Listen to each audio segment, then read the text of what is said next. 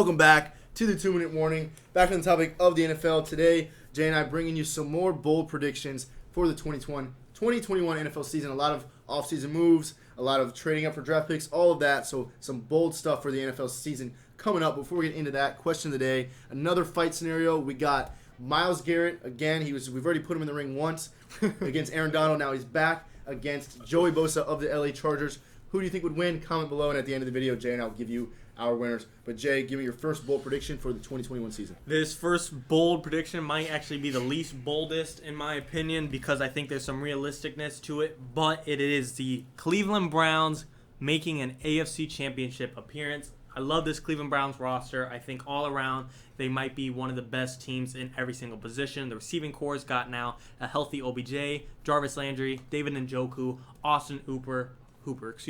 They re-signed Rashard Higgins. They have the highest paid offensive line. They have the best backfield set of duo running backs in the NFL between Nick Chubb and Kareem Hunt. The defense had some worries, but it is now set with the additions of Troy Hill and John Johnson in the secondary to help out Denzel Ward, and Myles Garrett got a little bit of help as well with Takaris McKinley, Malik Jackson, and Sheldon Richardson, and I don't think they're done. They could add Jadeveon Clowney and maybe look to add more in the NFL draft, but overall, I think this stacked roster will be able to make an AFC Championship run, but whether or not they win it will be determining how much better Baker Mayfield gets. Yeah, you nailed it. The Browns have a very good roster from safety to running back and everywhere in between. Question is, can Baker Mayfield play to AFC Championship caliber? Personally, I have faith in him. I think he's going to really step up this year going into the last year of his rookie contract and really prove why he should be given a long-term deal. So I got faith in that, and I think that is kind of bold, but I think it's also very realistic. So I like that one a lot. My first bold prediction is that the 49ers fall flat on their face with this trading up deal. They trade up for the third-round pick, or they trade for Miami's pick. They give up 2 first-rounders and a third, and you have to assume they're taking a quarterback, but they're not trading all the way up to number 1, so they're not going to get Trevor Lawrence. So you have to take Zach Wilson, in my opinion. That's the best quarterback outside of Trevor Lawrence. And then you're asking either to sit him behind Jimmy G, which Jimmy G wouldn't be the best guy to sit behind, or you're asking a rookie to start in the best division in the NFL. I don't think this works out well, so I think the 49ers will regret this decision. Yeah, I think it all depends who they end up with. I mean, if Zach Wilson's gone and they go with Justin Fields, I think he might pan out to be good. But to me, you know what you're getting. You're getting a guy that might be able to win some football games, but he's not a guy that just has 3 to 4 Super Bowls written on him.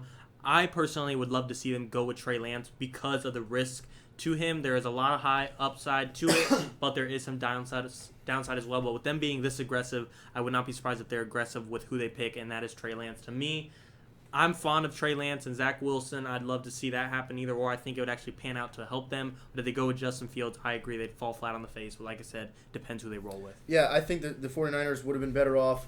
You have one of the best defenses in football. You're assuming they're going to be healthy this year. You're expecting a full comeback. You just win the Super Bowl with Jimmy G. I'd ride with Jimmy G and see what would happen. So obviously this decision is not what I would have done. We'll have to see how it pans out. Give me another bold prediction. Titans fans, I know you don't like me very much, but I'm going to make sure that stays because I don't have them making the playoffs this year. Tennessee Titans will not win the division or become a wildcard team. They have lost too much this year, and they put too many of their eggs all in one basket. They rely on Derrick Henry too much, who has carried them enough so far, take them to an AFC Championship, took it to the playoffs last year, ran 2,000 yards, but I think this year you're losing your offensive coordinator, Arthur Smith. You lost a good amount of your receiving core and Corey Davis, Adam Humphries, Jonnu Smith, and really that's all that's left is A.J. Brown, who is a physical freak. He is a great receiver, and he added Josh Reynolds. With this receiving core is not enough to carry Ryan Tannehill. Not that he's a bad quarterback, but I think Arthur Smith was highly responsible for his success. And the secondary is not really terrifying. Bud Dupree is good, but you overpaid for him. He's not going to go out and get you 15 sacks. And Janoris Jenkins I like, but he can't be your number 1 corner on this team. I don't believe in this team, and I'm very bullish on the Indianapolis Colts to win the division. Titans will not make the playoffs. Yeah, this all boils down to what you think of the Colts. He thinks they're going to be good. I think they're going to be 8-8. So I disagree with this. I think the Titans are going to win this division at 10-6. They won't be great. They won't be the Titans that we saw in the AFC Championship 2 years ago. So even though I'm saying they'll make the playoffs, Titans fans, I'm not super hopeful. But this all boils down to what you think of the Colts. I think less of them than he does. So I think the Colts will be, like I said, 8-8, and Titans win the division and go to the playoffs. My next bold prediction is that despite signing Dak Prescott for the contract, franchise quarterback, whatever, that the Cowboys don't win the NFC East. and I'm not even sure if this is bold because I don't think they're the best team in the division. Yeah, I mean, you'd think based on they do have the best quarterback in the division. Yes, you have to and give the best them that offense in the division, 100%. easily. But they're overpaying in too many aspects that just don't produce enough. Dak Prescott is taking 20% of your salary cap. That's paying way too much. Amari Cooper, $20 million, I think. That's definitely not worth it. Really, really fallen off since his first 2 years in the league. Ezekiel Elliott, same thing. Can't first hold on 2 to the years football. in the league.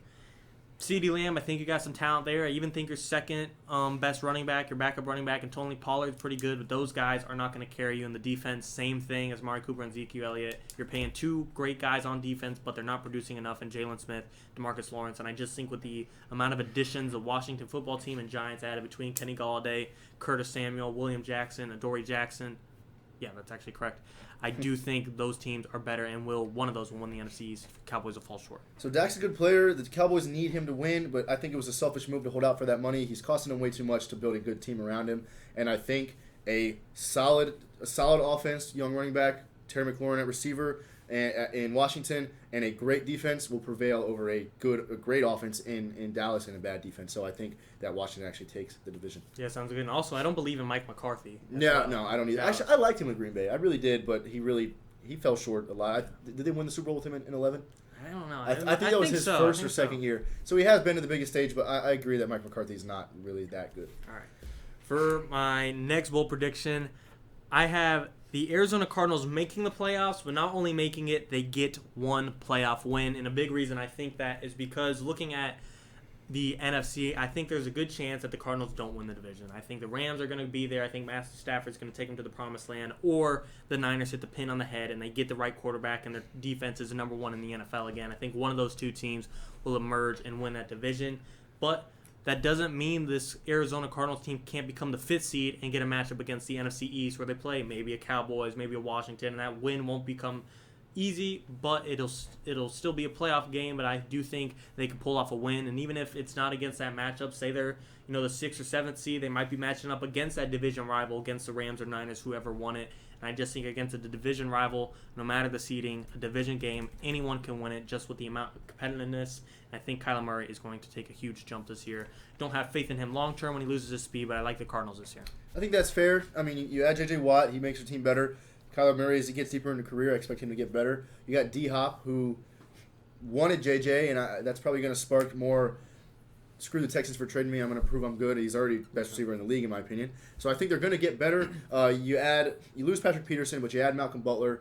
I still think that is still a little more of a loss than a gain. But the defense is good. Budda Baker, I just think that this is not out of the realm of possibilities. I do think that the Cardinals could have made a playoff run last year, kind of folded late in the year. So I think they make up for that and maybe win 10, 11 games this year and find themselves in a wild card spot. I think that is very realistic. My final bold prediction is the Chiefs will not be in the AFC Championship. I think this is very bold, but I do have Browns, Bills making it all the way. I think the Chiefs, starting with their O-line, obviously we saw what a struggling O-line, I think either injuries or COVID had some O-linemen out for them in the Super Bowl. And the Bucs defense, granted best in the league, one of the best in the league, tore them up. And I think what they released Mitchell Schwartz, Eric Fisher, I think this O-line is not where it is. And, obviously the backfield and the receiving core and the quarterback is best, really as good as it gets. Almost as good as it gets in the backfield. But you know what I mean. Chiefs have a great offense. Defense is middle of the league, a little above average. But I think that they just fall short again. They take a little bit of a decline from Super Bowl win, Super Bowl loss to missing the AFC Championship. Yeah, this one's hard for me to bite off on, but I don't think it's impossible. You see, I already have the Browns making it there, so that's one of the two teams in the AFC Championship. Josh Allen could go from MVP conversationalist to the official MVP and take his team to the AFC Championship. You heard how bullish I am on the Colts. I think they will be great, and the Los Angeles Chargers in their own division might steal the division from them. But I think the key thing to make sure the Chiefs don't make an AFC Championship, they cannot get the first round bye. They cannot have the record or they're one win away.